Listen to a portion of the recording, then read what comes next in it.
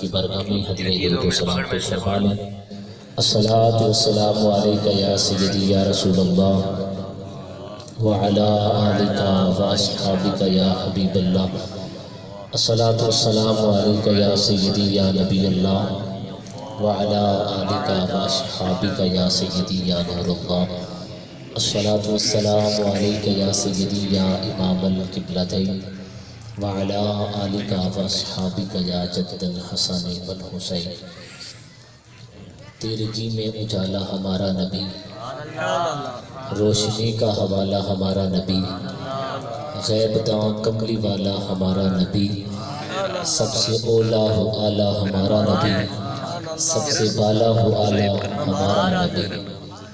اللہ اللہ وہ امی وہ استاذ کل، بچ گیا جس کی بعثت پہ مکے میں گل، رہبر انس و جہاں منتہائے سبل، خلق سے اولیاء اولیاء سے رسول اور رسولوں سے اعلیٰ۔ در پہ غیروں کے زحمت نہ فرمائیے، بھیک لینے مدینے چلے جائیے، کوئی دیتا ہے تو سامنے لائیے، کون دیتا ہے دینے کو منہ چاہیے، دینے والا ہے سچا جس کے عرفاں پہ موقوف عرفان ذات، جس کی رحمت کے سائے میں ہے کائنات، جس کے در سے نکلتی ہے راہ نجات، جس کے تلووں کا دون ہے آب حیات، ہے وہ جان مسیحا۔ سارے بولے ہیں وہ جان مسیحا۔ اللہ حضرت کتنی اوپر کی بات کرتے ہیں، کہتے ہیں جس کے تلووں کا دون ہے آب حیات۔ کہتے ہیں آقا کو رب نے یہ شان دی ہے کہ کوئی ان کے پاؤں دھو کر پی لینا اللہ اسے بھی شفاعت عطا فرما دیتا ہے۔ اور فرش کو مہر اعزاز جس کے قدم، جس کے ابرو میں ایک دل ربا یا نخم، وہ جمیل الشیم وہ جلیل الحشم، حسن کھاتا ہے جس کے نمک کی قسم، وہ ملیح دلارا ہمارا نبی۔ اور اس کا میں آخری شعر سناتا ہوں۔ اپنا دل پہ کوئی بات لیجے کہ ہے، جام کوثر ذرا تم نے پیجے کہ ہے، اے نصیر اب ذرا غم نہ کیجے کہ ہے، غمزدوں کو رضا مجدہ دیجے کہ ہے، اے بے کسوں کا سہارا۔ اللہ تبارک و تعالی جل جلالہ و عم نوالہ و عظیم شانہ و لا الہ غیرہ کی حمد و ثنا نبی مکرم شفیع امت باعث تخلیق کائنات صلی اللہ تعالی علیہ وبارک وسلم کی اقدس و انور بارگاہ میں ہدیہ درود و سلام پیش فرمانے کے بعد نہایت واجب الاحترام بزرگوں، دوستوں، عزیز ساتھیوں، السلام علیکم ورحمۃ اللہ وبرکاتہ۔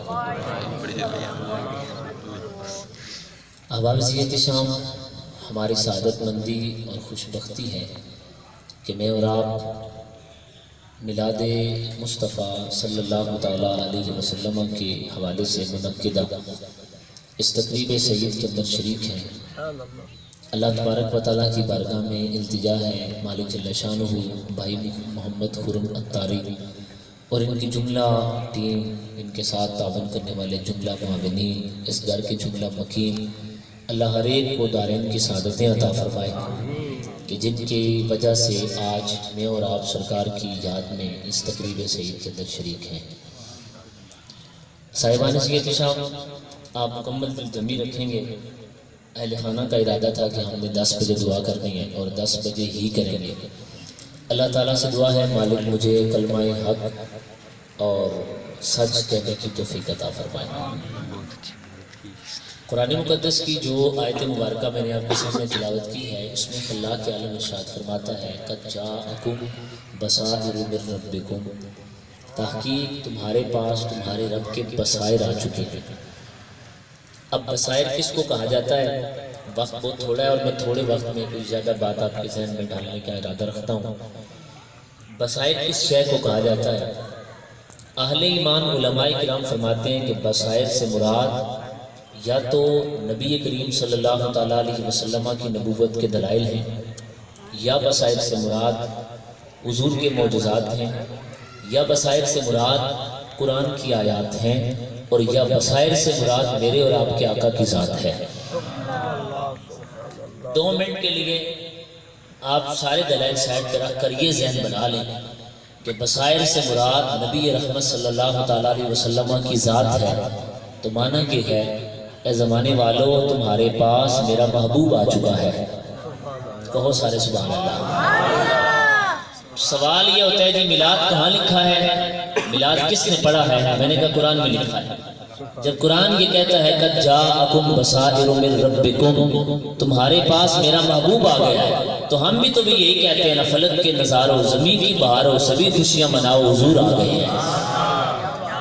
بس لہجہ ہمارا اردو والا ہے اور یہ عربی لہجہ ہے، قد جاءکم من اللہ نور وکتاب مبین، وہ ذرا عربی لہجہ ہے اور کلام پروردگار کا ہے، اور ہم ذرا اردو کے لہجے میں کہتے ہیں فلک کے نظاروں زمین کی بہاروں سبھی خوشیاں مناؤ حضور آ گئے۔ تو کہتے ہیں قرآن میں کہاں لکھا ہے میلاد؟ میں نے کہا قرآن پڑھ سارے کے سارے قرآن میں آمینہ کے لال کا میلاد ہی تو لکھا ہوا ہے۔ اور میلاد کس کو کہتے ہیں؟ میلاد یہ نہیں کہ بھئی یہ کوئی ایسی چیز ہے کہ جو بندہ الگ سے کوئی دکھائے کہ اس کے 4 سینگ ہیں اور اس کی جناب 4 ٹانگیں ہیں اور یہ ہے، ایسا نہیں ہے۔ حضرت امام محمد بن اسماعیل بخاری رحمۃ اللہ تعالیٰ علیہ اپنے استاد حضرت ابو العالیہ سے پوچھتے ہیں، آپ کہتے ہیں استاد جی یہ بات تو بتائیں نا۔ میں نے کہا جی پوچھو۔ استاد جی قرآن میں اللہ فرماتا ہے ان اللہ و ملائکتہ یصلون علی النبی، کہ بے شک اللہ اور اس کے فرشتے نبی رحمت صلی اللہ تعالیٰ علیہ وسلم پہ درود و سلام پڑھتے ہیں۔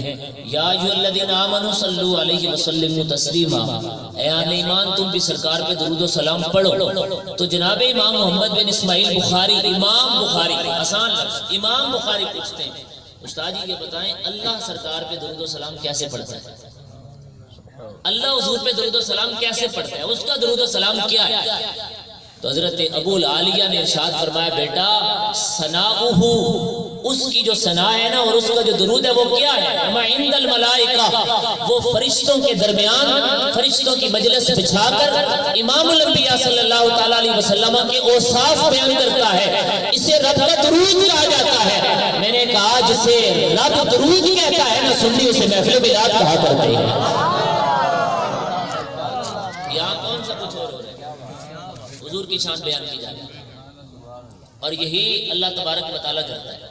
اور صاحبان سے احتشام بات پھیل جائے گی، لمبی ہو جائے گی، مگر نہ قرآن مقدس میں کوئی ایک ہمارے آقا نہیں، اللہ تبارک و تعالیٰ نے دیگر انبیاء کے میلاد کو بیان فرمایا۔ اٹھائیں سورہ قصص، حضرت جناب موسیٰ علیہ السلام کی ولادت سے ہی سورہ قصص کا آغاز ہوتا ہے۔ ہم نے جناب موسیٰ کی والدہ کی طرف الہام کیا اپنے اس بچے کو تابوت کے اندر رکھ دو، یہ کر دو، وہ کر دو، تو وہ سارے کا سارا واقعہ کیا ہے؟ حضرت موسیٰ کا میلاد۔ تو میں نے کہا جب موسیٰ کا میلاد قرآن میں بیان کرنا رب بیان کر رہا ہے یہ جائز ہے، تو محمد کا میلاد بیان کرنا کیسے ناجائز ہو گیا ہے؟ امام الانبیاء علیہ السلام کے غلاموں، قرآن مقدس میں رب فرماتا ہے تم تحقیق تمہارے پاس حضور تشریف لائے، فمن ابصر فلنفسہ، جس نے سرکار کی نبوت سے فیض حاصل کر لیا تو اس نے اپنا بھلا کر لیا، ومن عمی فعلیہا، اور جو آنکھیں بند کر کے بیٹھا رہا تو اس نے اپنی جان کا نقصان کیا۔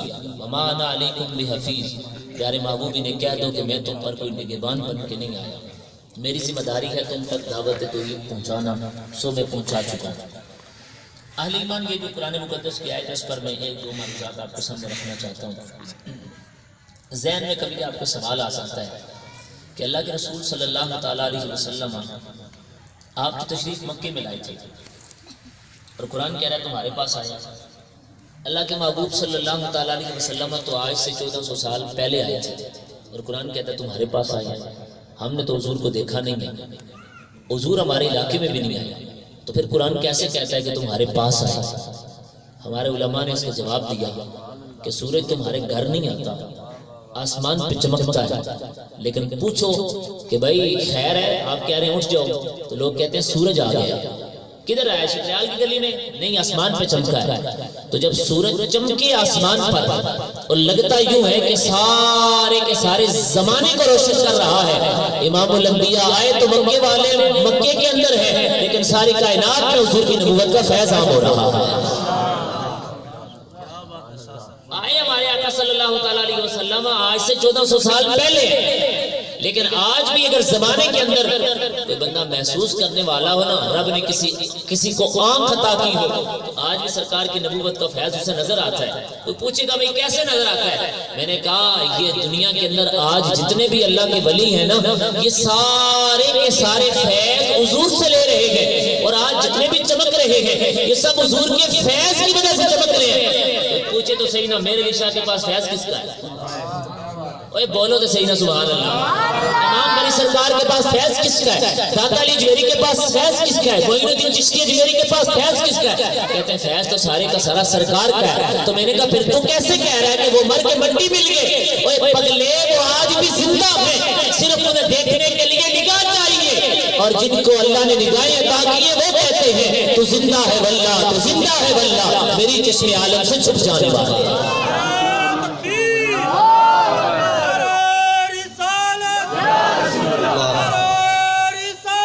یا رسول اللہ مرحبا مرحبا مرحبا۔ امام الانبیاء علیہ السلام کے غلاموں، آج دنیا میں جو چمک رہا ہے سرکار کے فیض سے چمک رہا ہے، بلکہ ہمارے بزرگوں نے تو حد ہی کر دی۔ وہ فرماتے ہیں کہ دنیا میں جس نبی کو اللہ نے جو معجزہ دیا ہے نا، وہ بھی حضور کا صدقہ عطا فرمایا ہے۔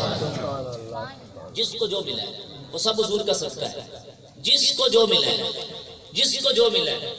اور یہ صرف ایک نہیں، ہمارے بزرگوں کا تسلسل ہے۔ وہ کہتے ہیں جس کے پاس جو ہے نا وہ سرکار کا صدقہ ہے۔ جناب آدم علیہ السلام کو فرشتوں نے سجدہ کیا، کیوں؟ فرمایا اس کی پیشانی کے اندر وہ نور چمک رہا ہے۔ اے کہو سبحان اللہ۔ جناب نوح علیہ السلام دنیا میں تشریف لائے تو اللہ تبارک و تعالیٰ نے حضرت نوح کو طوفان نوح سے بچایا، کیوں؟ فرمایا نوح تیری پیشانی کے اندر وہ نور ہے جو منتقل ہم نے کرنا ہے، ہم نے منتقل کرنا ہے۔ حضرت جناب ابراہیم علیہ السلام دنیا میں تشریف لائے تو نار نمرود سے جناب ابراہیم کو بچا لیا گیا، آگ نہیں جلا سکی، کیوں؟ فرمایا ابراہیم تیری پیشانی میں ہم نے وہ نور رکھنا ہے کہ جس نے سارے زمانے کو جگمگ جگمگ کرنا ہے۔ تو میرے امام سید اعلیٰ حضرت پھر بولے نہ فرماتے ہیں کہ لاورت عرش جس کو جو ملا ان سے ملا، بٹتی ہے کونین میں نعمت رسول اللہ کی۔ سارے کہہ لو بٹتی ہے کونین میں نعمت رسول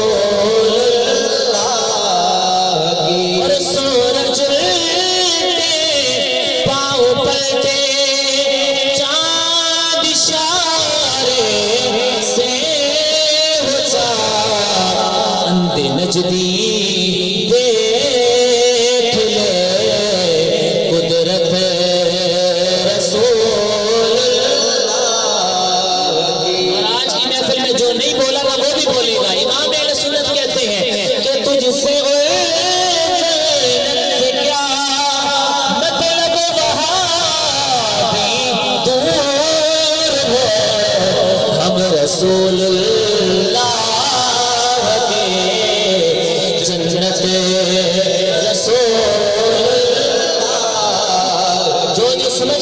حضور جاؤ وہ ہاتھ اٹھا کر کہے ہم رسول اللہ کے جنت رسول اللہ کی، ہم رسول اللہ کے جنت رسول اللہ کی، ہم رسول جنت رسول اللہ کی۔ امام الانبیاء صلی اللہ تعالیٰ علیہ وسلم کے غلاموں، میرے محبوب صلی اللہ تعالیٰ علیہ وسلم کو رب نے جو کمالات عطا فرمائے، رب نے جو معجزات عطا فرمائے، دنیا میں اللہ نے کسی نبی کو ایک معجزہ عطا فرمایا، کسی نبی کو 2 معجزے عطا فرمائے، کسی نبی کو 3 معجزے عطا فرمائے، کسی نبی کو 4 معجزے عطا فرمائے، لیکن سر کے بالوں سے لے کر پاؤں کے ناخنوں تک اللہ نے میرے نبی کو سراپا معجزہ بنا کے بھیجا ہے۔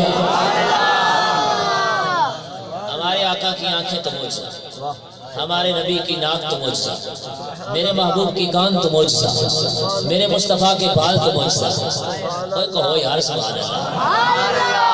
سرکار علیہ السلام بیٹھے ایک جناب آواز آئی، صحابہ اکرام نے ادھر ادھر دیکھا، میرے محبوب علیہ السلام نے فرمایا صحابہ پتہ ہے کہاں سے آئی ہے؟ یا رسول اللہ ہمیں نہیں پتا۔ فرمایا آسمان کھلا ہے، آسمان کا دروازہ کھلا ہے، ایک فرشتہ دنیا میں آیا ہے۔ فرمایا یہ اس دروازے کے کھلنے کی آواز ہے۔ یا رسول اللہ صرف یہ دیکھا ہے؟ فرمایا نہیں، ہم نے بہت کچھ دیکھا ہے۔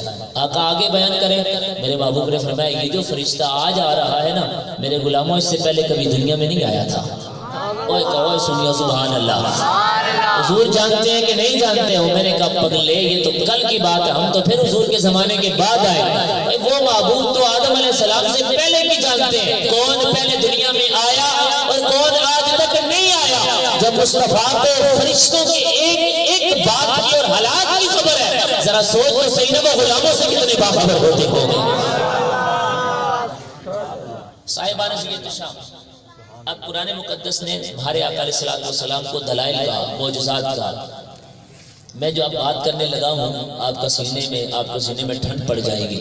لوگ سوال کرتے ہیں ہم سے کہ جب صاحب کے پاس سرکار کا فیض ہے اور تم مانتے ہو کہ حضور کا فیض ہے، جی جو چمکا حضور سے فیض لے کے چمکا، چمک تجھ سے پاتے ہیں سب پانے والے، یہ جتنے چمکے ہیں سب حضور سے لے کر چمکے، تو پھر تم یہ کیوں کہتے ہو کہ بھئی ہم نقش بندی ہیں؟ پھر یہ کیوں کہتے ہو کہ ہم قادری ہیں؟ پھر یہ کیوں کہتے ہو کہ ہم چشتی ہیں؟ یہ کیوں کہتے ہو کہ جی ہم سہروردی ہیں؟ اور یہ کیوں کہتے ہیں کہ ہم اتاری ہیں؟ یہ کیوں کہتے ہیں بھئی ہم انفی ہیں؟ یہ کیوں کہتے ہیں ہم مالکی ہیں، ہم شافی ہیں، ہم ممبلی ہیں؟ بات ختم کرو، کہو ہم تو محمدی ہیں۔ یہ جو تقسیم ہے نا تم نے مچا رکھی ہے، یہ درست نہیں ہے۔ آپ خود کہتے ہو کہ سب سرکار کے فیض سے چمکے ہیں، تو پھر یہ بات ہی نہیں۔ اہل ایمان توجہ ذرا آپ میری طرف رکھیں گے تو یہ جملہ آپ کو لطف دے گا۔ میں نے کہا حضور والا آپ تھوڑا سا وقت دیں تو ہم آپ کو یہ بات بھی سمجھائے دیتے ہیں۔ صاحبو یہ جو سورج آج زمین کے آسمان کے اوپر چمک رہا ہے، اس نے فیض ساری کائنات کو عطا کیا۔ چاند کس کی روشنی سے چمکتا ہے؟ سورج کی روشنی سے۔ دیگر سیارے کس کی روشنی سے چمکتے ہیں؟ سورج کی روشنی سے۔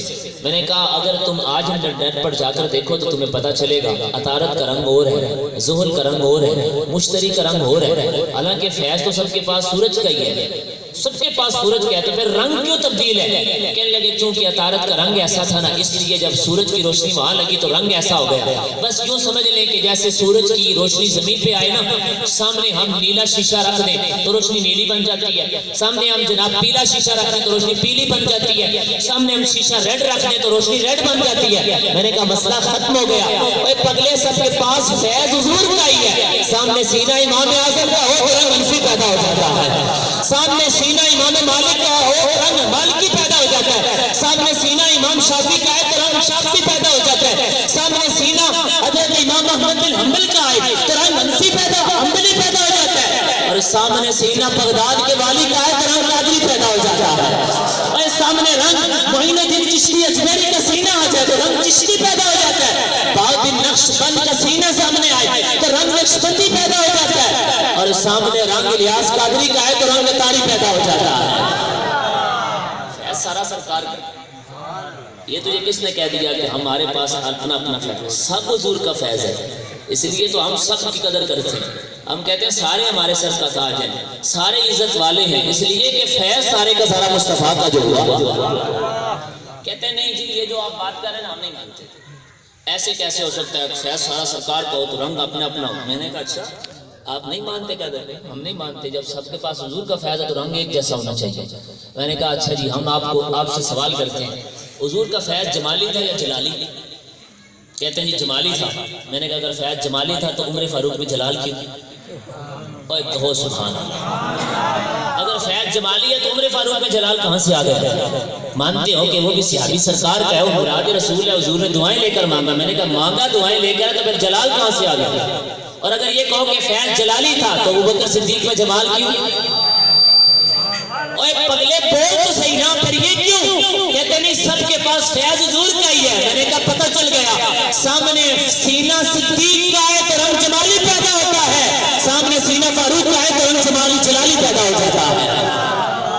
فیض سب کے پاس حضور کا ہے، سب کے پاس حضور کا ہے، لیکن جس کے پاس جیسا برتن تھا حضور نے ویسی عطا فرما دی ہے، حضور نے ویسا رنگ دیا، ویسا۔ تو جناب بلال کا سینہ آئے تو حضور عشق و محبت پیدا کر دیتے ہیں، اور جناب عمر کا سینہ آئے تو سرکار جلال پیدا کر دیتے ہیں، حضرت خالد کا سینہ سامنے آئے تو سرکار ان کے اندر شجاعت پیدا فرما دیتے ہیں، سلمان فارسی کا سینہ آ جائے تو حضور عشق پیدا کر دیتے ہیں۔ فیض سب کے پاس حضور کا ہی ہے۔ بھائی اگر مزید آسان بات سمجھنا ہو تو یہ سمجھ لو، بیٹے تو دونوں ہی مصطفیٰ کے تھے، حسن مجتبیٰ ہو یا حسین علی مقام ہو۔ حسن کے اندر امام الانبیاء نے علم بھر دیا، حسین کے اندر سرکار نے شجاعت بھر دی، ہیں دونوں حضور کے بیٹے، اور فیض دونوں کے پاس مصطفیٰ کا ہے۔ جیسا سینہ تھا مصطفیٰ نے ویسا فیض بھی عطا فرما دیا۔ امام الانبیاء صلی اللہ تعالیٰ علیہ وسلم کے غلاموں، میرے آقا صلی اللہ تعالیٰ علیہ وسلم کو رب نے بڑا کمال عطا کیا۔ حضور کے کمال کا اندازہ کوئی کیا لگائے؟ ہمارے نبی کی نبوت کے دلائل پر کوئی بندہ غور و فکر کرے تو پھر اسے پتہ چلتا ہے کہ سرکار کیا ہے۔ میں ایک بات کہہ کے گفتگو سمیٹتا ہوں۔ اللہ کے رسول صلی اللہ تعالیٰ علیہ وسلم کو جو رب نے انداز عطا کیا وہ بالکل جدا گانا ہے، بالکل جدا گانا۔ حضور کو رب نے جو انداز عطا فرمایا وہ سب سے جدا ہے۔ ہمارے آقا علیہ السلام کے متعلق جناب سیدنا علی المرتضیٰ بیان فرماتے ہیں، بعد میں ذرا دھیمے لہجے میں آپ کو سمجھانے کے لیے عرض کرتا ہوں۔ حضرت سیدنا علی المرتضیٰ فرماتے ہیں کہ سرکار سے کسی نے مانگا نہ تو حضور نے اس کو عطا کیا، اور حضور سے کسی نے نہ مانگا نہ سرکار نے اسے بھی عطا فرمایا۔ مولا علی رضی اللہ عنہ کے لفظ ہیں جو مستدرک میں آپ فرماتے ہیں کہ سرکار مدینہ صلی اللہ تعالیٰ علیہ وسلم کے پاس ایک بندہ آیا اور اس نے آ کر کہا یا رسول اللہ مسافر ہوں، میرے پاس کچھ نہیں، حضور مجھے کچھ عطا کر۔ میرے آقا صلی اللہ تعالیٰ علیہ وسلم نے فرمایا اسے سواری دے دو، اسے سواری دے دو۔ جب سواری دے چکے نا تو سرکار نے کہا اور مانگو۔ اب یہ لفظ جب حضور نے بولے نا تو حضرت مولا علی کہتے ہیں ہم نے کہا کہ بندہ جنتی ہو گیا، کاش کہ تمہیں سمجھ آ جائے۔ فرمایا ہم نے سین بنا لی، یہ بندہ جنتی ہو گیا، کیوں؟ فرمایا اس بندے نے فوراً کہنا یا رسول اللہ جنت دے دے، تو حضور نے کہنا جا جنت تیری، جا جنت تیری۔ کہتے ہیں نہیں جی نہیں، آپ تو شان بڑھاتے بڑھاتے حضور کو خدا بنا دیتے ہیں، یہ تو بڑی باتیں ہوتی ہیں۔ میں کہا جنت کس دیا ہے؟ خدا کی ہے۔ تو میں کہا بانٹتے کون ہے؟ بانٹتے کون ہے؟ دے کون رہے ہیں؟ کہتے ہیں حضور ابو بکر فی الجنہ، عمر فی الجنہ، عثمان فی الجنہ، علی فی الجنہ۔ نہیں حضور تو کسی کا اختیار نہیں رکھتے۔ میں نے کہا اختیار نہیں رکھتے تو جنت کیوں تقسیم کر رہے ہیں؟ اے پگلے اختیار رکھتے ہیں، رب ہے موتی یہ ہے قاسم، رزق اس کا ہے پر کھلاتے یہ ہے۔ اللہ نے سارے خزانوں کی چابیاں عطا کی، فرمایا محبوب نہیں مالک و محب میں میرا تیرا، جو تیرا وہ میرا، جو میرا جو تیرا۔ اے حبیب ساری کائنات کا مالک ہم نے تجھے بنا دیا، جس کو جو چاہے جتنا چاہے تو عطا فرما، ہم نے سارے خزانوں کی چابیاں تجھے عطا فرما دی ہیں۔ حضرت مولا علی کہتے ہیں ہم نے کہا بندہ جنتی ہو گیا، یہ بندہ گیا۔ کہتے ہیں وہ بندہ نا اس کا سوچ اتنی تھی محدود تھی، اس نے کہا یا رسول اللہ سواری دیا نا تو کچھ زیادہ راہ بھی دے دے۔ حضور نے فرمایا اس کو سامان بھی دے دو، اونٹ لدا ہوا سامان کا اس کے حوالے کر دو۔ پھر حضور نے پھر اس سے کہا اور مانگ، اور مانگ، اور چاہیے کچھ؟ تو اس بندے نے آگے سے کہا کہ یا رسول اللہ بس۔ اب جب یہ جملے اس نے بولے نا تو میرے محبوب علیہ السلام کے چہرے پہ جلال آ گیا۔ سرکار نے فرمایا کاش کو تو اتنا تو مانگتا نا جتنا بنی اسرائیل کی بوڑھیا نے حضرت موسیٰ علیہ السلام سے مانگا تھا، کاش اتنا تو مانگتا تھا۔ اب یہ ایک نئی بات تھی، یہ ایک نیا انداز تھا، یہ بات ایسی تھی جو کسی کو معلوم نہیں تھی۔ صحابہ نے ہاتھ جوڑ دیے، یا رسول اللہ وہ بنی اسرائیل کی بوڑھیا نے کیا مانگا تھا؟ حضور اس نے کیا کہا تھا؟ میرے آقا علیہ السلام نے صحابہ تمہیں بتاتا ہوں، یا رسول اللہ بتائیں۔ فرمایا جب جناب موسیٰ علیہ السلام مصر چھوڑ کے جا رہے تھے نا اور فرعون کو غرق کر دیا گیا تو حضرت موسیٰ علیہ السلام رستہ بھول گئے، ایک دن، دو دن، 4 دن رستہ بھولتے رہے۔ حضرت موسیٰ کے ذہن میں خیال آیا کہ رستہ کیوں بھول رہا ہوں؟ رب کی بارگاہ میں عرض کی پروردگار ہم مصر سے کیوں نہیں نکل پا رہے؟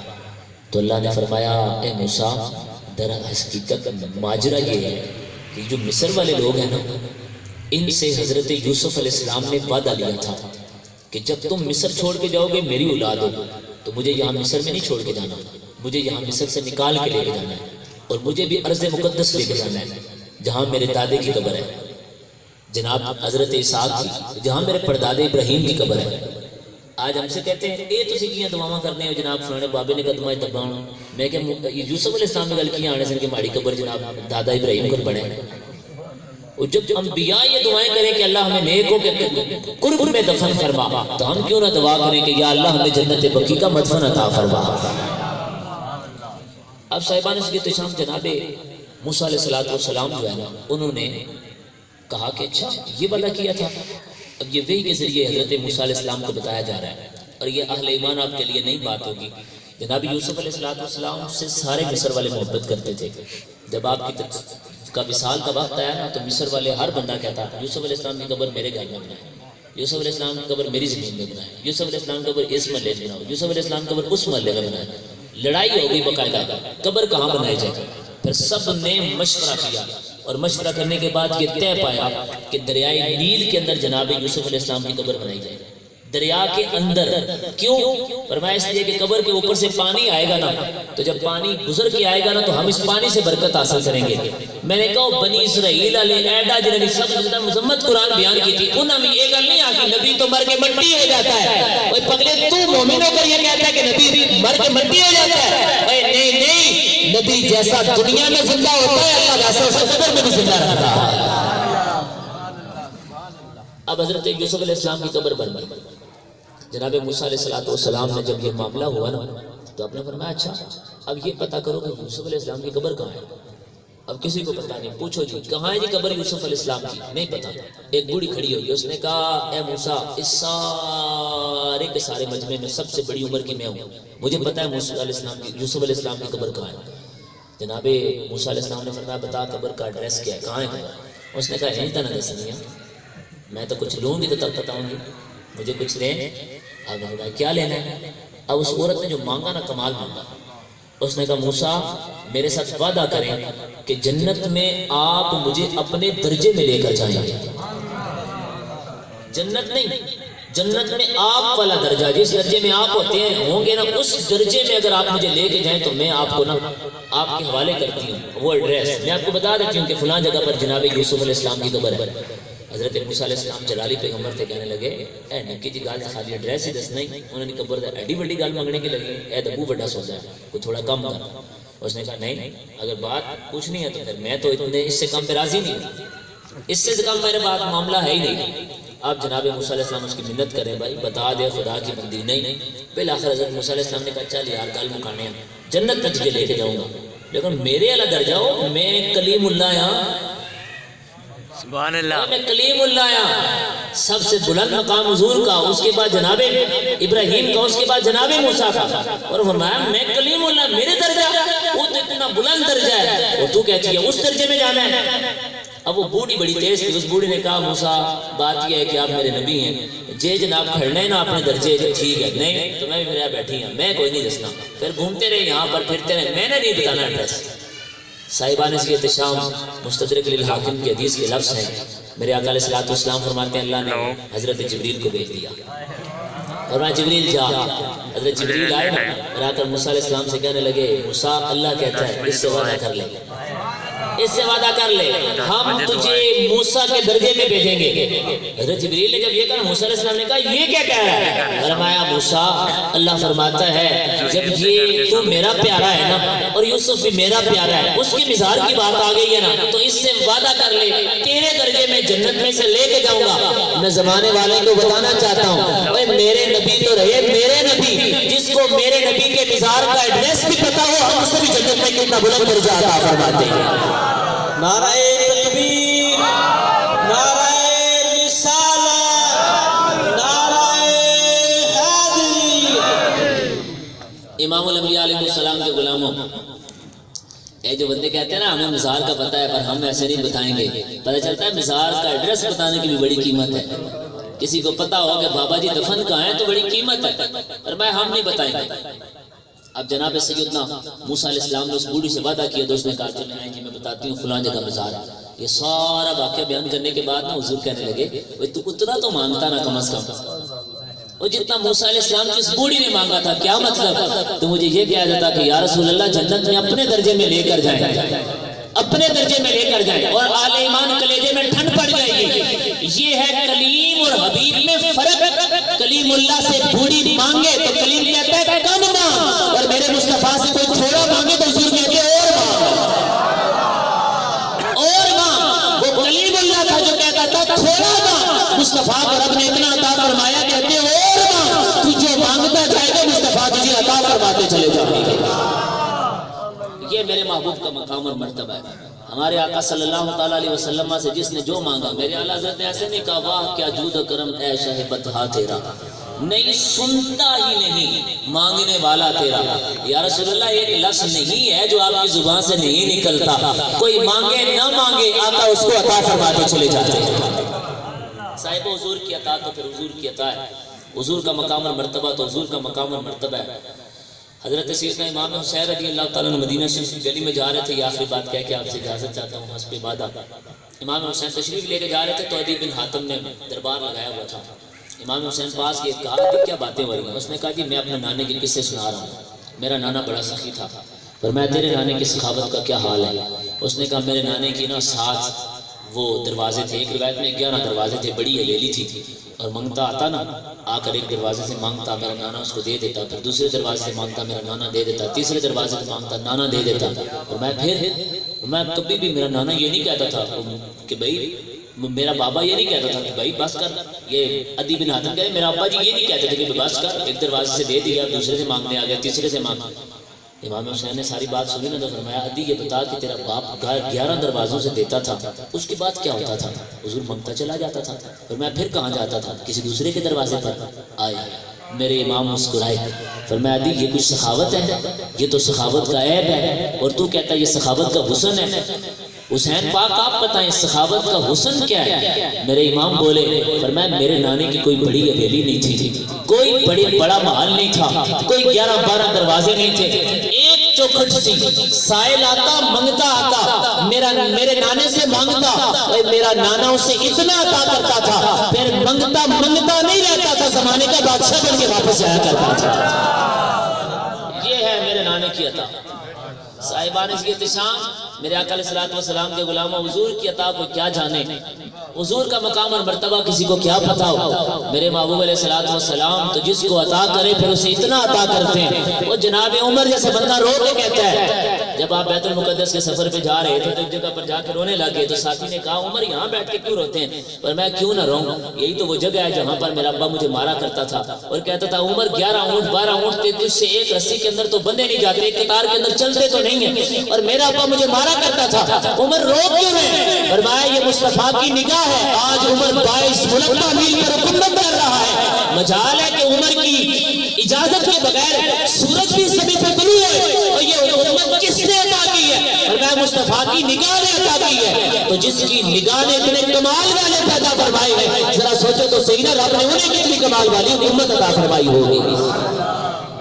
اب یہ سارے سیرت نگاروں نے لکھا ہے حضرت عمر کی شان میں کہ جناب حضرت سیدنا فاروق اعظم کا مقام اور مرتبہ یہ تھا کہ مدینہ شریف میں سورج سنا مدھم ہو گیا تو صحابہ بھاگے حضور کے پاس، یا رسول اللہ یہ کیا قیامت آنے والی ہے؟ میرے آقا نے فرمایا قیامت تو نہیں آنے والی، حضور پھر سورج بے نور سا ہوتا جا رہا ہے، اس کی وجہ کیا ہے؟ میرے آقا مسکرائے، فرمایا میرا عمر کھیت میں کام کر رہا تھا، سورج پوری آب و تاب کے ساتھ چمک رہا تھا، اس کی گرمی کے اوپر تپش محسوس ہوئی، غصے سے سورج کی طرف عمر نے دیکھا تو سورج بے نور ہو گیا، عمر کا جلال برداشت نہیں کر سکا، اوے جناب عمر کو جس نے یہ نگاہ دی ہے، ذرا سوچو تو صحیح نا اللہ نے مصطفیٰ کو کیا نگاہ عطا فرمائی ہوگی۔ نعرہ تکبیر، نعرہ رسالت، نعرہ قادری۔ پھر صاحب ذرا ایک مرتبہ صدا لگاؤ نا کہ یا مصطفیٰ خیر الورا تیرے جیا، ایسے نہیں، ذرا ایک مرتبہ صرف 2 منٹ رہ گئے، ہاتھ اٹھائیں اور پروانہ وار آج گنبد خضرا کی مکی کو بتائیں یا رسول اللہ رات کے اندر بیٹھ کر دیکھیں، ہم آپ کا ذکر یوں کر رہے تھے، حضور میدان معاشر میں ہمیں بھولیے گا نہیں، ہم کہہ رہے تھے کہ یا مصطفیٰ خیر الورا تیرے جیا کوئی نہیں، یا مصطفیٰ خیر الورا تیرے جیا کوئی نہیں، کلو کمال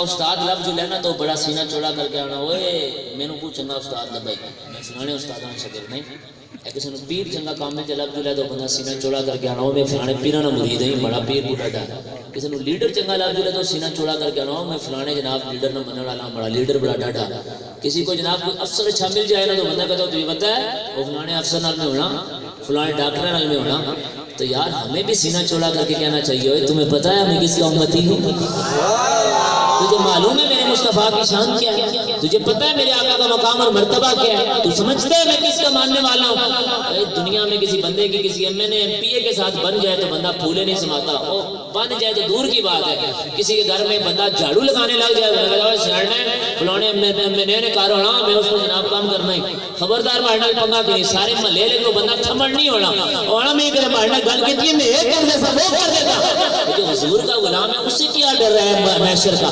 اسے کیا ڈر ہے قبر کا اسے کس بات کا خوف ہونا چاہیے اس کے دل و دماغ میں یہ بات ہونی چاہیے اے میں آمینہ کے لال کے ماننے والا ہوں مجھے بلا کسی زمانے کا کیا خوف ہو سکتا لبیک لبیک یا رسول اللہ لبیک لبیک لبیک یا رسول اللہ دوستو بزرگوں سرکار کی محبت میں یوں زندگی گزار کے جاؤ جیسے میرے امام نے کہا تھا رضا پل سے اب وجد کرتے گزریے کہ ہے رب سلم صدائے محمد یوں انداز لگا کے یوں زندگی گزار کے جاؤ کہ جب قبر میں پہنچو جب روح تمہاری پرواز کر رہی ہو وہ شاعر کہتا ہے نا جب روح میرے پیراہن خاکی سے نکلے تو روزے سے صدا ہے او میرا فقیر آیا تو یوں زندگی گزار کے جاؤ کہ یہاں دنیا میں رہو تو لوگ کہیں غلام رسول ہے دنیا سے جاؤ تو لوگ کہیں عاشق رسول تھا قبر میں پہنچو تو حضور کہیں میرا مانگتا ہے میرا غلام ہے حشر میں جاؤ تو آقا کہہ دیں گے میرا محب ہے یہ میرے ترانے گانے والا تھا اللہ تعالیٰ مجھے اور آپ کو